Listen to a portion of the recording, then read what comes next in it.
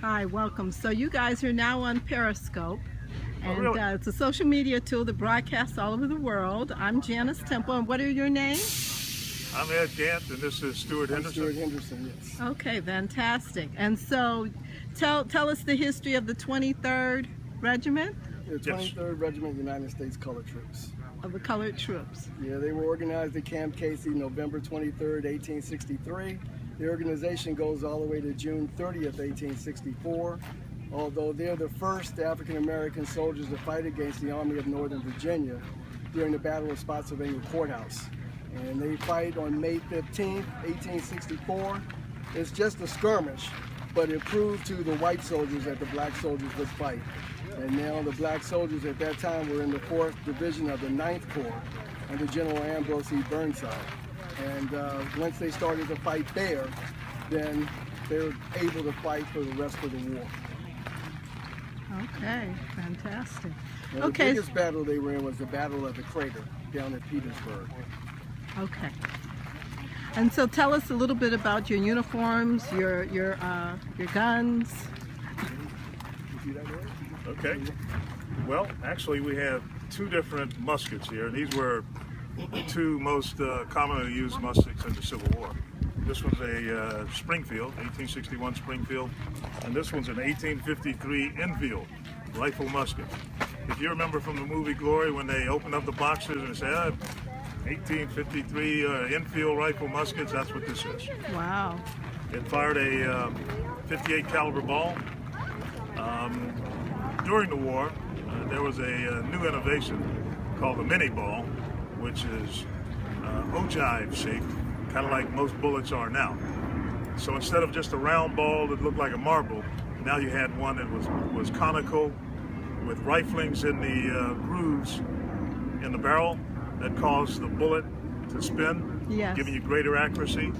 So by the end of the war, they had accuracy out to 200 to 300 yards. Beginning of the war, you had to probably get within 20 feet to hit what you were aiming at. And even then, you had moderate success.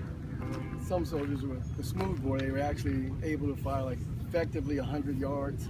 Rifle muskets effectively 300 yards, but you had sharpshooters that could fire much longer distances. Awesome. And as far as the uniforms, we're dressed in one of the two more common uniforms that you see in Civil War regalia, I guess. This is called the frock coat, which is a longer coat. In some places, some of the guys cut off the bottom half of the frock coat, and they call that the shell jacket. Then we have one more that's more like common day fatigues. It's just a halfway, 3/4 length, called a sack coat. Okay. A little bit thinner than this. But you know, there are days in war where you want heavyweight clothes, and there are days when it becomes a problem. But Yeah. you kind of have to pick one and stay with it. Okay. Yeah, I know we did a reenactment down in Petersburg at the Battle of the Crater. I think it was in 2012, and the temperature down there was 95 degrees. Centennial. So when we Wow. were talking about that, one of the rangers there said, well, you have it lucky. When they fought the battle, the temperature was 105 degrees. Wow. And they wore that? Oh yeah. Amazing. Amazing. Thank you. Where in Virginia are you? In Arlington, North Yes. Virginia. Okay. Yes. Oh, go ahead. I'll get in touch with you. Yeah. I'll put photos on my website, so just look for them. Oh, Okay. okay. It takes me Great. a while. You'll need a stereo viewer to see them in 3D. Oh, So I'm taking 3D photos. okay. 3D photos. I volunteer here.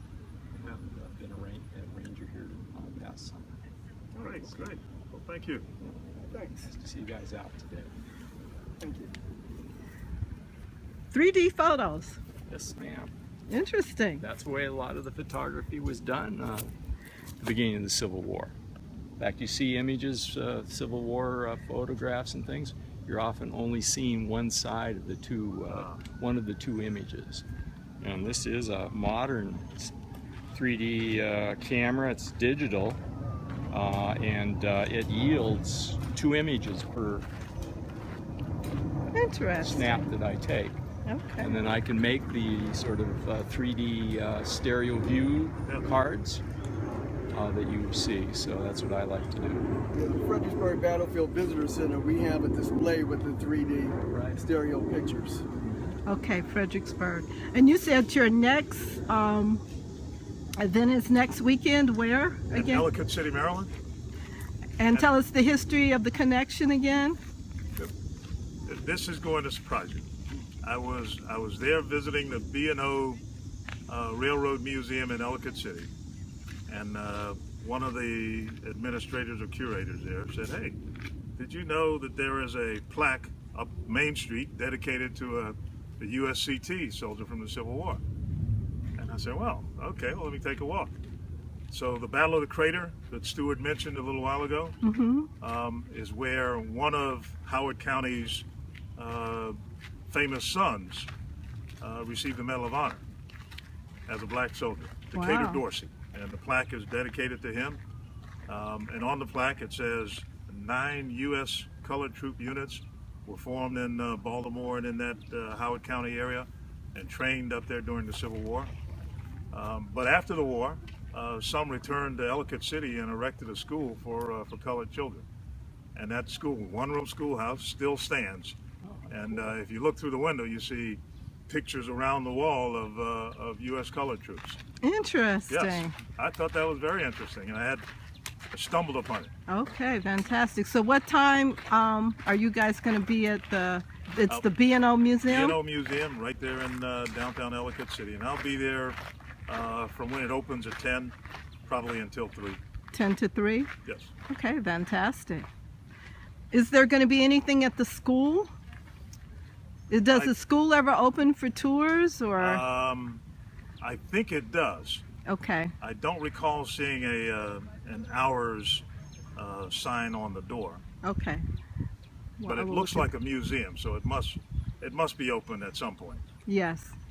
Okay. Well, thank you for that. You're welcome. Okay. Which part of Maryland are you living in?